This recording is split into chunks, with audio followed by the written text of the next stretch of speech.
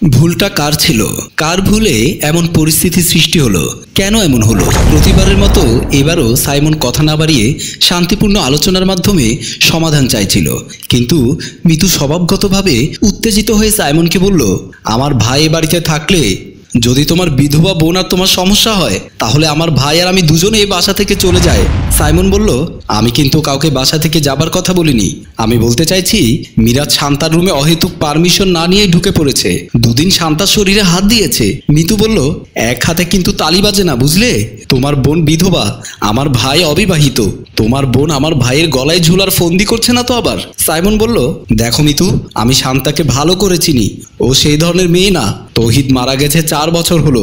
আমি আর বাবা অনেক চেষ্টা করেছি আবার বিয়ে দেওয়ার জন্য, কিন্তু শান্তার এক কথা, বিয়ে করবে না। মিতু বলল, তুমি মনে হয় ভুলে গেছো, আমার ভাই মিরাজ কিন্তু ভার্সিটিতে পড়ে। ও চাইলে ভার্সিটির সুন্দরী মেয়েদের সাথে প্রেম টেম গেম সবকিছুই করতে পারে। তোমার বিধবা বোনের শরীরে হাত দেবে এমন পথ ভোলা পথিক মিরাজ নয়। সাইমন মিতুর কথা শুনে মনে মনে বলল, মিতুর সাথে কথা বলা আর উলোবনে মুক্ত ছড়ানো সমান কথা।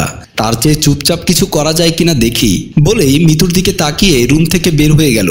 মিতু অট্ট হাসি দিয়ে বিছানায় উঠে বসলো। কলিং বেলের শব্দে শান্তা দরজা খুলতেই পাশের ফ্ল্যাটে আমিনা কাকি ভেতরে প্রবেশ করলো। শান্তাকে বলল, সুঘ্রাণে তো রুমে থাকতে পারলাম না। শান্তা, কি রান্না করছো?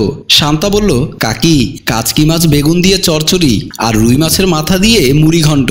খাবারের নাম শুনে ঝর্ণার জিভে যেন পানি চলে এসেছে। শাড়ির আঁচলে লুকিয়ে রাখা একটা বাটি বের করে বলল, বুঝলে শান্তা, চুলে পাক ধরলে কি হবে? নাক আর কান কিন্তু এখনো ঠিক মতোই কাজ করছে। এই 6 তলার যে কোন ফ্ল্যাটে যাই রান্না হোক না কেন, সুঘ্রাণ কিন্তু আমার নাকে আসবেই। এই নাও বাটি, একটু কাচকি মাছের চচ্চড়ি দিয়ে বাটিটা ভরে দাও। যে ঘ্রাণ, পেট ভরে না খেলে তো তৃপ্তি পাবো না। শান্তা বলল, আচ্ছা কাকি, দিচ্ছি বলেই বাটি নিয়ে রান্নাঘরে চলে গেল। এমন সময় রুম থেকে মিতু বের হয়ে দেখলো পাশের ফ্ল্যাটের কাকি ড্রয়িং রুমে দাঁড়িয়ে আছে। ঝর্ণা মিতুকে দেখে হাসি দিয়ে বলল, বৌমা, তুমি কেমন আছো? মিতু বলল, ভালো, আপনি কেমন আছেন?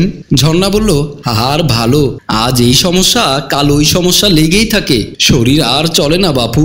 মিতু বলল, তা কি মনে করে আসলেন? ঝর্ণা বলল, এমনি এসেছিলাম আর কি। এসে দেখি তোমার সারা বাসা থেকে কাচকির চচ্চড়ি সেই সুঘ্রাণ বের হচ্ছে। আর শান্তা বলল, কাকি, চচ্চড়ি খাবেন? তাই আর কি বাটি নিয়ে আসলাম। শান্তা বাটি নিয়ে এসে কাকির হাতে দিয়ে বলল, এই নিন। ঝর্ণা বলল, দোয়া করি মন খুলে, বৌমা, তুমি যেন আরো ভালো ভালো রান্না করতে পারো বলেই দরজা খুলে বের হয়ে গেল। মিতু শান্তাকে বলল, এই সংসার আমার, তোমাকে বলা হয়নি যে ঘরের খাবার আশেপাশের মানুষকে দিয়ে দোয়া কামনা করবে? শান্তা বলল, ভাবি, বয়স্ক মানুষ, বাটি নিয়ে এসে চেয়ে বসলো, মুখের উপর কিভাবে না করি বলো? মিতু বলল, ইনকাম তো তুমি করো না, তোমার তো মায়া লাগাই স্বাভাবিক। কাউকে কিছু দিতে ইচ্ছে হলে নিজের সংসারে গিয়ে দাও বলেই মিতুর রুমে চলে গেল। শান্তা মিতুর কথায় খুব কষ্ট পেল, চোখের পানি ছলছল করছে, তবুও নিজেকে সামলে নেওয়ার চেষ্টা করছে। পরের দিন সকালবেলা মিরাজ সোফায় বসে টিভি দেখছিল। এমন সময় শান্তা চা নিয়ে এসে মিরাজের হাতে তুলে দিতেই মিরাজ শান্তার হাত ধরে বলল, তোমাকে না আজকে খুব সুন্দর লাগছে। শান্তা হাতটা ছাড়িয়ে নেবার চেষ্টা করছে, মিরাজ আরো শক্ত করে ধরেছে। শান্তা বলল, আপনি কিন্তু অসভ্যতা করছেন, ছাড়ুন। মিরাজ বলল, রাতে দরজাটা খোলা রাখলে সমস্যা কি? আমি না হয় এতদিনের উপোস বেআইনের শরীরে জ্বালা নিভিয়ে দিয়ে আসতাম। শান্তা বলল, ছাড়ুন আমাকে, আমি কিন্তু চিৎকার দেব। মিরাজ হাত ছেড়ে দিল। শান্তা নিজের রাগ সামলাতে না পেরে মিরাজের গালে কষে চর বসিয়ে দিয়ে বলল, ভদ্রতা শিখুন, তা না হলে রাস্তাঘাটে জুতো পেটা খাবেন বলেই নিজের রুমে চলে গেল। মিরাজ চর খেয়ে গাল মুছতে মুছতে বলল, আমি চরের বদলে চর দেব না, দেব চুমু, শুধু সময়ের অপেক্ষা। পরের দিন আমিনা কাকি দরজা খুলে ভেতরে ঢুকতেই মিতুকে দেখে কাছে গিয়ে কিছুটা আমতা আমতা করে বলল, বৌমা, কেমন আছো তুমি? মিতু কিছুটা বিরক্ত হয়ে বলল, ভালো আছি। তা কাকি, কিছু বলবেন? আমিনা বেগম বলল, তোমাকে দেখে মনে হয় তোমার মনটা খুব খারাপ, মুখটাও কেমন শুকিয়ে গেছে। মিতু চুপ করে আছে, কোনো কথাই বলছে না। আমিনা বেগম আবার বলল, বুঝি বৌমা, সবই বুঝি। বিধবা ননদ তোমার ঘাড়ের উপর বসে খাচ্ছে, তাতে আর কতদিন মন ভালো রাখা যায় বলো? মিতু এবার কাকির কথায় কিছুটা খুশি হয়ে বলল, ঠিকই বলেছেন কাকি, আপনি আমার মনের কথা বলেছেন। আমিনা বেগম বলল, আমি সব সময় ঠিকই বলি বাপু। এমন সময় দরজা খুলে শান্তার বাবা আরমান সাহেব প্রবেশ করতেই দুজনের কথা বলা বন্ধ হয়ে গেল।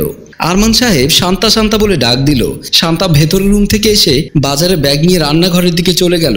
আমেনা বেগম আরমান সাহেবকে বলল, ভাই বাজার করে নিয়ে আসলেন বুঝি? আরমান সাহেব বলল, বাজার থেকে বাজার নিয়ে আসলাম। আমেনা বেগম বলল, বৌমা আমি তাহলে যাই, পরে আরেক সময় আসবো বলেই চলে গেল। আরমান সাহেব মিতুকে বলল, বৌমা একটা অনুরোধ রাখবে? মিতু বলল, কি বলুন? আরমান সাহেব বলল, আমেনা বেগম মানুষটা একটু সুবিধাবাদী, তাই তার সাথে যত কম কথা বলবে ততই মঙ্গল বলেই রুমের দিকে চলে গেল। মিতু মনে মনে বলল, সত্য কথা বললেই সুবিধাবাদী হয়, আর আপনি আর আপনার মেয়ে যে সুযোগবাদী তা তো বললেন না। গভীর রাত, শান্তা ওয়াশরুম থেকে বের হয়ে নিজের রুমে ঢুকবে, এমন সময় মিরাজ এসে মুখ চেপে জড়িয়ে ধরে শান্তার রুমের ভেতর ঢুকে গেল। বিছানায় শুয়ে দিয়ে মিরাজ শান্তার উপর ঝাঁপিয়ে পড়ল। শান্তা বারবার মিরাজকে বারণ করছে, ধাক্কা দিচ্ছে, কিন্তু মিরাজ উন্মাদের মতো তার খায়েশ মেটানোর চেষ্টা চালিয়ে যাচ্ছে। শান্তা আর কোনো বাধা না দিয়ে শান্ত হয়ে রইল। মিরাজ বুঝতে পারল শান্তা সম্মতি জানাচ্ছে। মিরাজ মুচকি হাসি দিয়ে শান্তাকে আদর করতে লাগলো। শান্তা হাত বাড়িয়ে বালিশের নিচ থেকে একটি ছুরি বের করে মিরাজের পিঠে কয়েকবার সজোরে ঢুকিয়ে দিল। মিরাজ চিৎকার দিয়ে বিছানার পাশে পড়ে গেল। শান্তা উঠে বসলো, হাতে ছুরি, মুখে কোনো কথা নেই। চিৎকার শুনে আরমান সাহেব দৌড়ে এসে শান্তার হাতে ছুরি আর মিরাজকে রক্তাক্ত অবস্থায় দেখে চমকে উঠল। কি বলবে কিছুই বুঝতে পারলো না। শান্তা নির্বাক হয়ে বসে রইল। আরমান সাহেব গলা কাটা মুরগির মতো যেন ছটফট করছে। শান্তাকে বলল, ওকে মারলি কেন মা? শান্তা বলল, একটা অমানুষ চরিত্রহীন মানুষ পৃথিবীতে না থাকলে এই পৃথিবীতে তেমন কোনো ক্ষতি হবে না, কিন্তু ওর মতো চরিত্রহীন বেঁচে থাকলে আমার মতো অসহায় নারীদের ইজ্জত হরণ হবে। আরমান সাহেব বুঝতে পারলো শান্তা কি বলতে চাইছে। বাহিরে মিতু আর সাইমন আসার শব্দ শুনে আরমান সাহেব তাড়াহুড়ো করে শান্তার হাত থেকে ছুরিটা কেড়ে নিয়ে নিজের হাতে নিয়ে বলল, আমি খুন করেছি মিরাজকে, আমি খুন করেছি। সাইমন আর মিতু রুমের ভেতর ঢুকে এমন পরিস্থিতি দেখে চমকে উঠল।